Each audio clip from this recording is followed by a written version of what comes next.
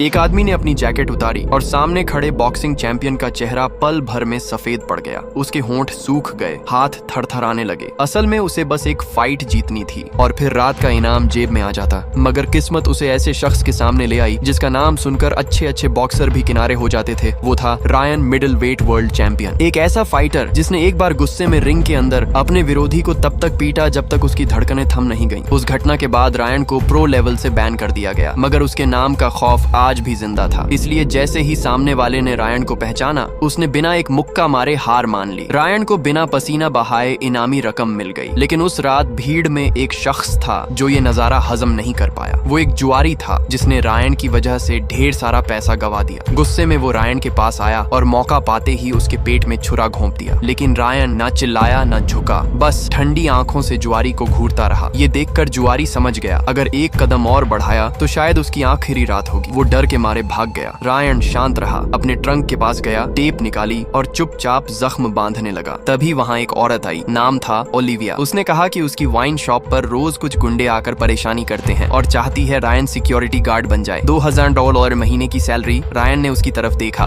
और बस इतना कहा, दिलचस्पी नहीं है। ओलिविया समझ नहीं पाई, लेकिन रायन में कुछ ऐसा था जो उसे अपनी तरफ खींच रहा था। उसने अपना कांटेक्ट छोड़ा और चली गई। रात को रायन अकेला रेलवे ट्रैक पर बैठा और पहली बार अपनी जिंदगी पर दोबारा सोचने लगा। सुबह होते ही उसने फैसला कर लिया। वो ओलिविया की दुकान पर पहुंचा। अंदर का माहौल गर्म था, जैसे झगड़ा किसी भी पल फूट सकता है। और फिर रायन की पहली ड्यूटी की रात एक गैंग पहुंच गई। उस गैंग का नाम था ब्लेडर्स। इनका नाम सुनते ही स्टाफ के चेहरे उतर गए। जैसे ही गैंग अंदर घुसी, बदतमीजी शुरू हो गई। कस्टमर डर कर बाहर निकलने लगे। दुकान खाली होने लगी। अगर पार्ट 2 भी देखना चाहते हो तो कमेंट में जरूर बताना।